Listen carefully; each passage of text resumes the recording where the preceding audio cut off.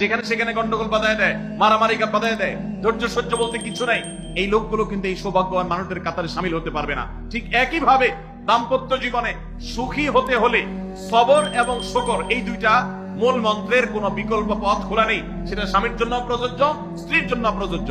স্বামী হিসাবে আপনি স্ত্রী অনেক অনিয়মতা দেখতে পাবেন, অনেক কিছু দেখতে পাবেন, আপনার আকাঙ্ক্ষা, আপনার চাহিদা, প্রত্যাশার বিপরীত আপনাকে সবর করতে হবে। ভাইরা আমার, আমাদের প্রিয় নবী সাল্লাল্লাহু আলাইহি সাল্লামের দাম্পত্য জীবনে কিন্তু টুনটান সমস্যা হয়েছে। আপনারা মনে করতে পারেন নবী সাল্লাল্লাহু আলাইহি সাল্লামের ঘর, ওনার স্ত্রীগণ সাহাবী, তারা উম্মুল মুমিনিন, আমাদের মা, এত মর্যাদাবান মানুষ তারা, তাদের আবার ঝামেলা হয়েছে।